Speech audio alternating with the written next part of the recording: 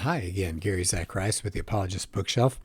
This has been so far me going to my bookshelf and pulling down a book. I want to do something a little different this time. I just read a short article.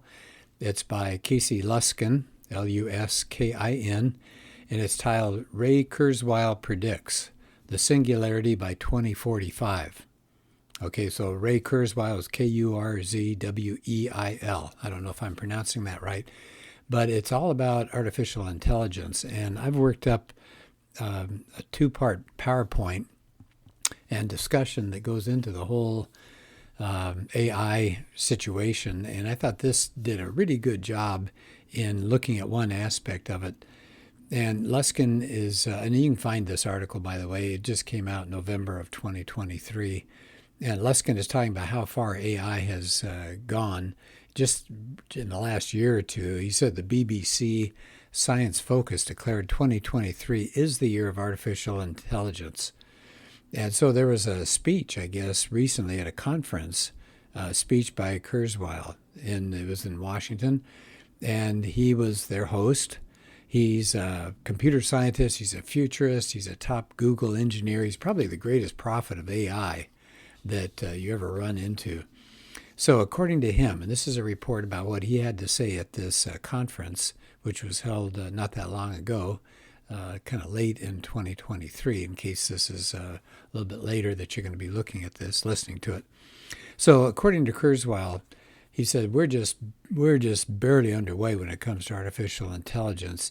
And he's made all sorts of forecasts. He says by 2029, AI is going to pass the Turing test. So let's just take a second. And Casey Luskin talks about that. What's the Turing test? Well, Alan Turing, who was a British computer scientist, and he was a code breaker in World War II, they made a movie about him, Benedict Cumberbatch.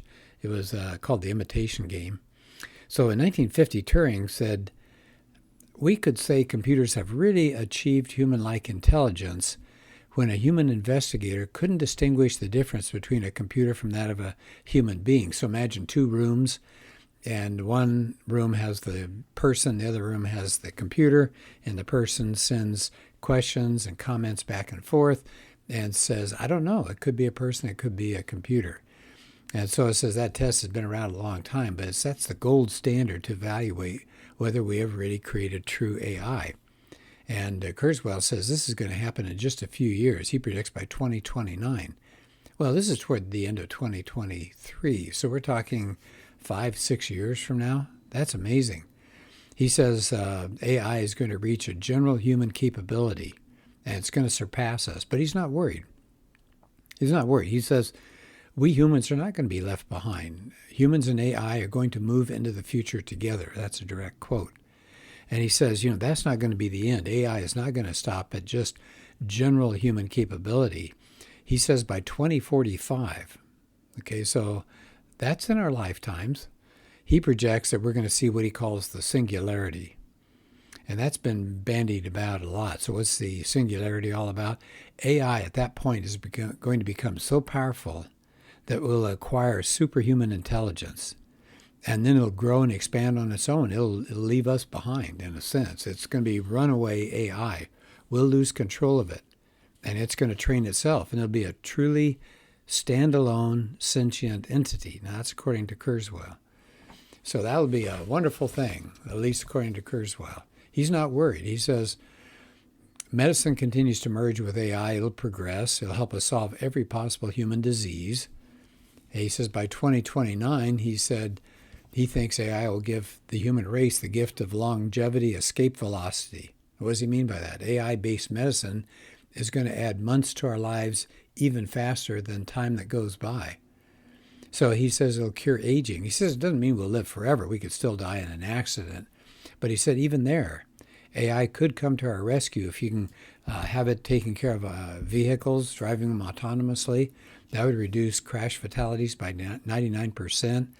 Kurzweil also says it'll further yield breakthroughs in manufacturing and energy and farming and education, maybe help us end poverty.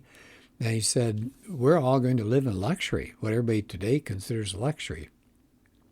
And he says even luxury in our minds. He expects our brains will merge with this technology. Now you're starting to talk about something called transhumanism. So we can master all these skills that every human being in the past has created. We could master them. He said AI will enhance our brains. He said it really won't be any different than using a smartphone.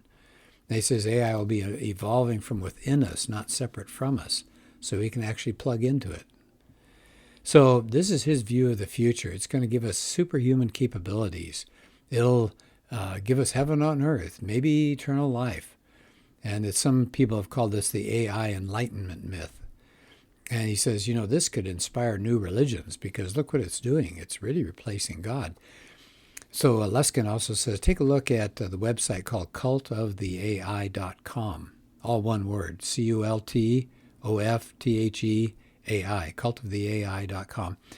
It promises that our salvation is not going to be from the God of the Bible. It's going to be this. And here's the quote from this website. In the beginning, God created the heaven and the earth. And earth created life, and life created machine, and machine became God.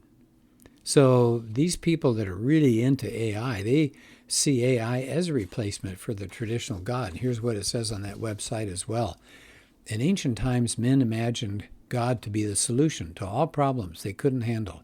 They prayed to God for food, shelter, healing, and wealth, all that we're craving today as well. But we have stopped praying to God for a miracle to happen long ago. Today, we have to start building it ourselves. It is time. Now listen to this. It is time to create our own God. So Luskin says, well, think about what Judeo-Christian religions have said about creating our own God. And he quotes Isaiah, the prophet from around 700 BC. All who fashion idols are nothing, and the things they delight in do not profit. So he said, well, what kind of God, here's the key question, isn't it? What kind of God would AI become? Would it be a good God or not good? He says God will be made in our image. That's what Kurzweil wants. God will be made in our image. And he says it'll be trained by human beings and it'll embody our moral values. If we're good, then AI will be good. And Kurzweil says we're creating AI from our values, knowledge, and beliefs. It enhances who we are. So he says if we build it to mirror ourselves, we can trust it, and it will trust us because it will hold our values. But apparently during a Q&A session, Kurzweil admitted, there is a flaw to this. So his argument basically, can you get it? It basically is saying humanity is good. And so because AI takes what's coming from us, it'll be completely good. And so Luskin says, whoa, wait a minute, time out. He says there's no doubt humanity can do good things, but look at the evils. Just look in the newspaper. Look at Hamas. Look at North Korea. Just look around the globe. People being butchered and in prison for no cause, and just awful things. And he says, many have documented that these new AIs often make mistakes. Now, Kurzweil admitted that one reason AI gets things wrong is because it was trained on things created by humans, and we sometimes do make mistakes. So he admitted humans are flawed. Oh, wait a minute. I thought he said before it was good because people are good, so AI will be good. Well, here he is admitting humans are flawed, and they're going to lead to flawed AI. And Luskin points out quite honestly here that undermines Kurzweil's entire argument that we should trust AI. So he said, this is Luskin again. So if AI is going to be based on human values, but human values can sometimes be corrupted, can you trust AI if it's built to implement human values? Humans don't just make mistakes. They do moral evil. And we see the moral evil all over the place. It's not just, oops, sorry about that. People are doing awful things to each other.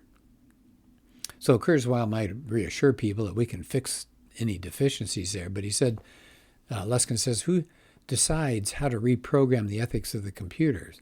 Even our best intentions, he says, often lead to unexpected and unwanted moral outcomes. And he uses Exhibit A, the city of Seattle. I guess that's where Luskin lives. And he said, there they are. The technocrat elites run the city. And here's a quote from Luskin. Their unwise political and moral choices have filled our city with drugs and crime, poverty, and poop, and created an unsafe dystopian nightmare that didn't have to happen. Well, I live here in California, and I see some of those same things as well. And he said, no, these are well-intentioned people. He said they didn't expect these things to happen. But he says, frankly, they're the last people that I would entrust to program the morality of AI that's going to rule the world someday. And he pauses, and Luskin says, actually, is there any human who should be trusted with such a task? And again, he's being honest. He says AI could lead to some really wonderful advances. But he says, which prophet are we going to trust? Kurzweil, it says everything will be wonderful. Or maybe Isaiah, it says it could be a dead end. So he says, the point of the end here, he says that Isaiah probably was right after all, that even the most impressive human-made gods will fail you in the end. So this is an article I think everybody needs to read. Again, the title, Ray Kurzweil Predicts the Singularity by 2045. There are good books out. If you want some more information, let me know. I will get back to doing books again with future podcasts. But I just think this AI thing is huge. It's getting bigger. It's starting to influence a lot of us in different ways and different places, whether it's jobs or at home or raising kids or whatever. It's starting to impact us more and more, and we need to be ready for it. As Christians, we should be out in the forefront of this thing. Christians in the past used to be leading edge thinkers. Now we need to do that again, especially with this AI information coming out at us in a fast rate here. So email me if you have some questions. I can send you, if you're interested, the PowerPoint that I did of this. In fact, I might even do, let me think about that. I might even, for one future podcast or two, go through my about an hour long, so maybe several podcasts. Anyway, about an hour long presentation on artificial intelligence. This is big. We need to, first of all, arm ourselves with knowledge. We need to know what's going on. Then we need to think about it from a Christian perspective, have a Christian worldview as we look at this. Casey Luskin did. He looked at it from a Christian worldview. Do you really trust flawed individuals, flawed humans?